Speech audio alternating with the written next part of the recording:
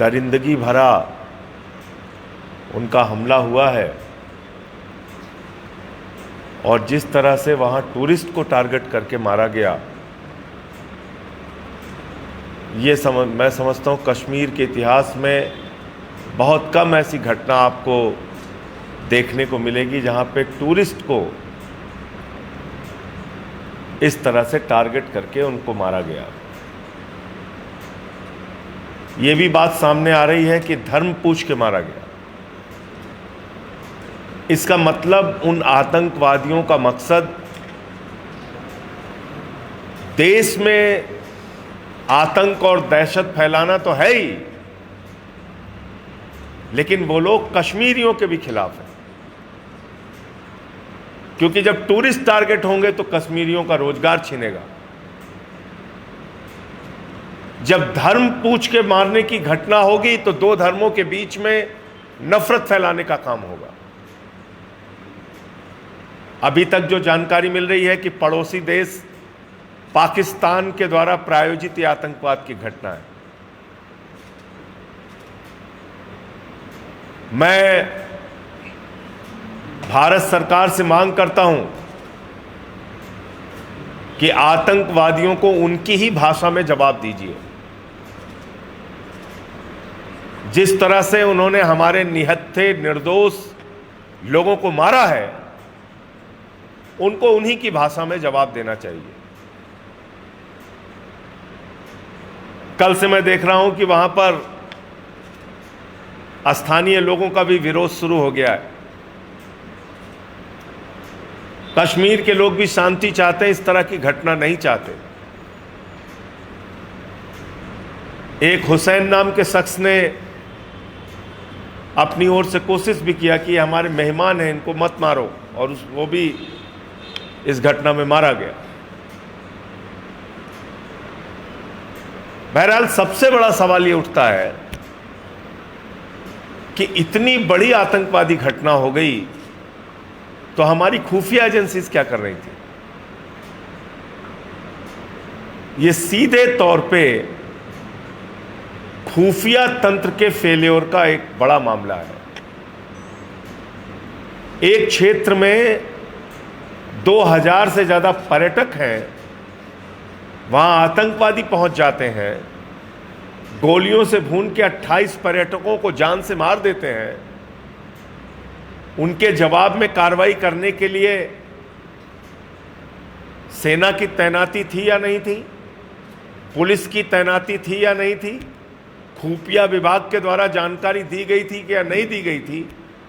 ये कई सारे प्रश्न हैं जिसका जवाब केंद्र सरकार को और वहाँ के एलजी महोदय को, क्योंकि पुलिस उनके अधीन आती है, अभी भी वो यूटी है, तो उनको इसके बारे में जानकारी देनी चाहिए। प्रधानमंत्री जी भी अपना दौरा छोड़ के बीच में आ गए हैं, गृह मंत्री जी भी वहाँ पहुँच गए हैं।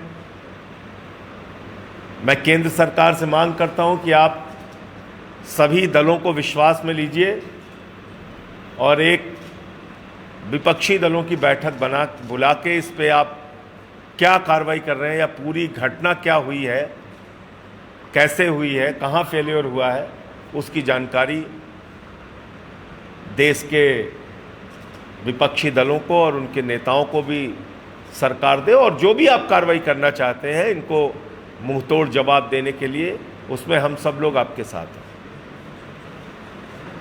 लेकिन प्रश्न उठता है, जब हम लोगों ने बार बार कहा, चिल्ला चिल्ला कर कहा कि पैसे को प्राथमिकता मत दीजिए, भारत की सेना इस राष्ट्र का गौरव है, सेना की भर्ती में कोई हिला हवाली मत कीजिए। हमने बार बार इस बात को कहा कि सेना की संख्या कम मत कीजिए। कोई नेता जाके वहां पे बंदूक लेके भारत की सीमाओं की सुरक्षा नहीं करता, हमारे जवान करते हैं, वो लड़ते हैं वहां पे रह के।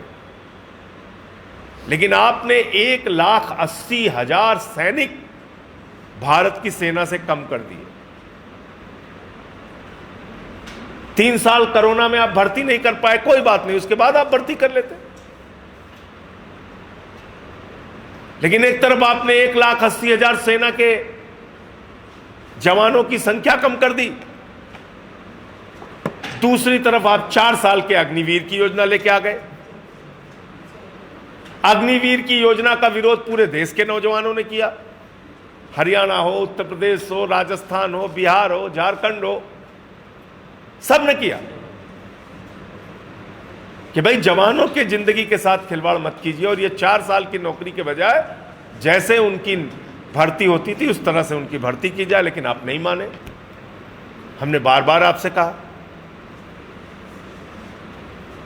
तो लोग अपनी जरूरतों को कम करके भी प्रधानमंत्री का खजाना भरने को तैयार हैं, और भर ही रही है इस देश की जनता टैक्स के नाम पे खजाना। कम से कम सेना को कमजोर मत कीजिए, सेना की संख्या कम मत कीजिए,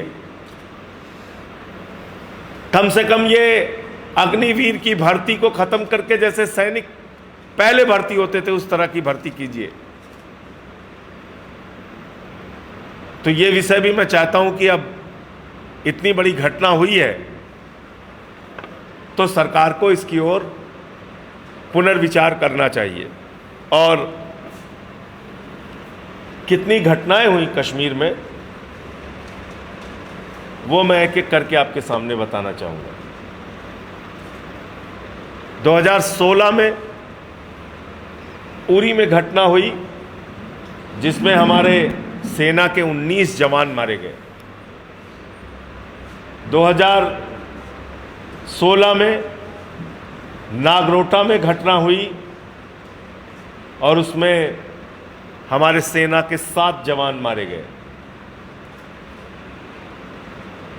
16 में ही पैम्पोर में आतंकवादी घटना हुई, 8 सीआरपीएफ के जवान मारे गए।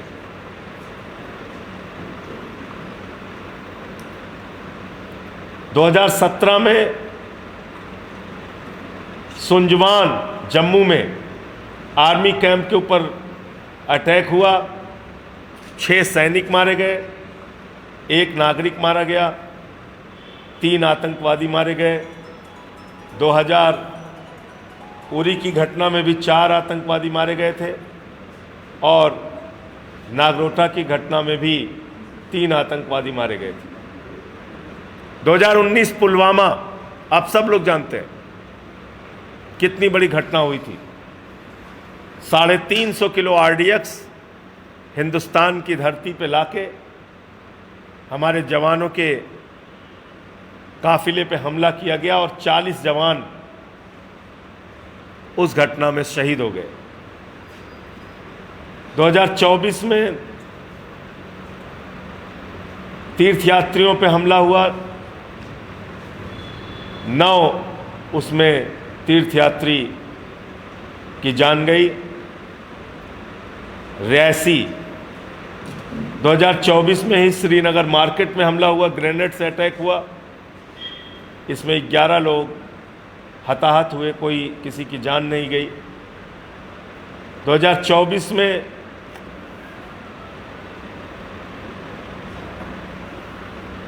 रामबन में माइग्रेंट वर्कर जो होते हैं उनको 7 लोगों को मार दिया गया। 2024 में ही जम्मू के अंदर हमला हुआ, उसमें 9 लोगों की जान गई। 2024 में श्रीनगर में हमला हुआ, उसमें 2 लोग इंजर्ड हुए। तो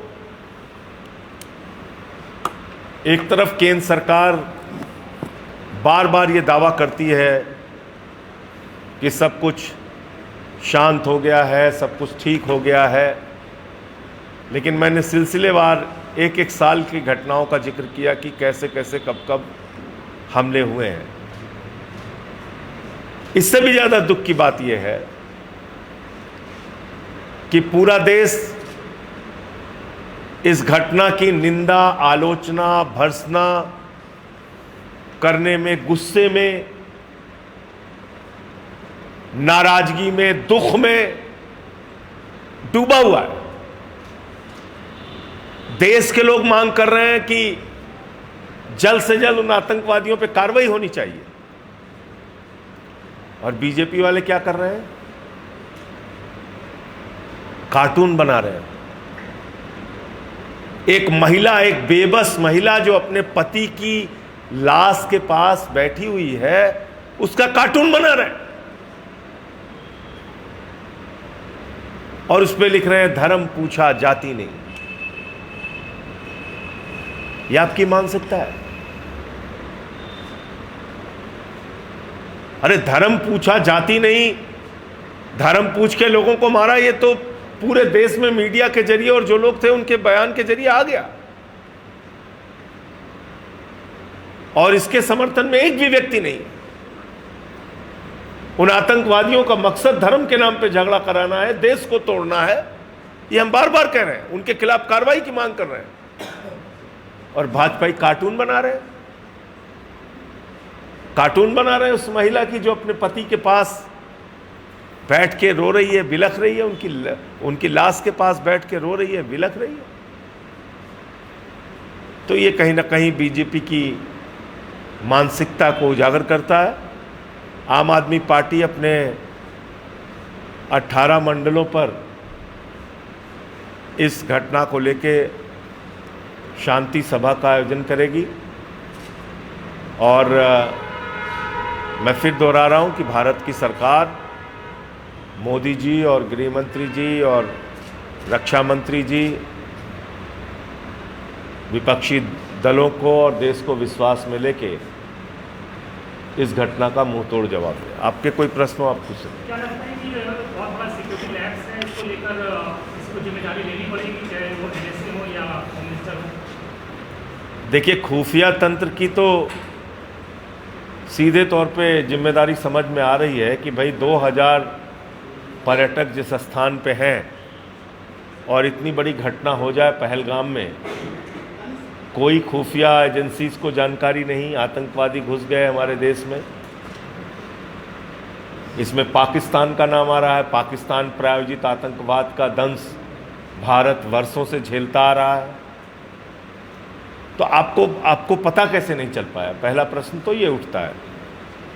दूसरा प्रश्न, ऐसी घटनाओं में जवाबी कार्रवाई भी होती है, जैसा मैंने आपको बताया, चाहे उरी हो या जो भी और घटनाएं हुई, उसमें मिलिटेंट्स भी मारे गए, उनके ऊपर भी हमारे जवानों ने हमला किया, लेकिन वहाँ कोई सुरक्षा के इंतजाम नहीं थे, जिसके कारण से उन्होंने एक तरफा फायरिंग किया और हमारे लोगों को मारा, हमारे भारतीयों को मारने का काम किया। तो सिक्योरिटी लैप्स तो है, इसमें कहीं कोई संदेह नहीं। जिम्मेदारी किसी की है कि इसको कोई लेगा, इसकी जिम्मेदारी भी लेगा? नहीं, निश्चित रूप से भारत की सरकार को इसकी जिम्मेदारी लेनी चाहिए, और प्रधानमंत्री जी को इसकी जिम्मेदारी बिल्कुल लेनी चाहिए। आप बड़े बड़े वादे, आप तो कह रहे थे कि पूरी दुनिया के लोग आके फिल्म की शूटिंग करेंगे अब कश्मीर में, और इतना बड़ा सिक्योरिटी लैप्स हो जा रहा है। आपकी खुफिया एजेंसीज को पता नहीं चल पा रहा है। आपने वहाँ पे कोई सुरक्षा के इंतजाम नहीं किए थे जहाँ पे इतनी संख्या में पर्यटक मौजूद थे। तो ये सारे प्रश्न हैं जिस पे प्रधानमंत्री जी को जवाब देना चाहिए। गृह मंत्री अमित शाह पहुंचे, 26 ताबूतों में निर्दोषियों की लाश आई है, और उन्होंने कहा कि अब कुछ भी हो जाए, भारत उन आतंकवादियों के आगे झुकेगा नहीं। झुकना भी नहीं चाहिए, झुकने का तो खैर कोई सवाल ही नहीं है। मैं तो गृह मंत्री जी से ये कह रहा हूँ और प्रधानमंत्री जी से कि जितनी बड़ी घटना उन्होंने अंजाम दिया है, उससे ज़्यादा जवाब हमारी तरफ से उनको दिया जाना चाहिए। सूद ब्याज समेत उनको जवाब देना चाहिए।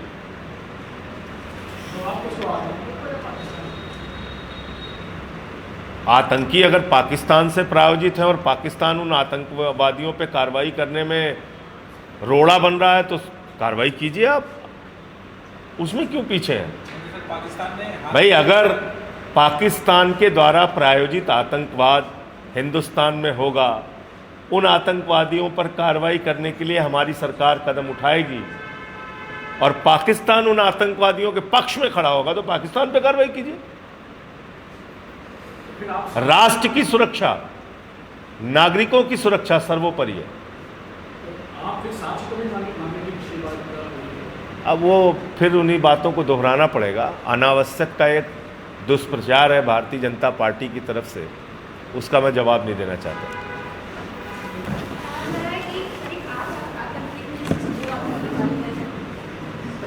अब आने दीजिए, ऑफिशियली क्या सरकार की ओर से जवाब आता है उसके बाद अपनी बात करें।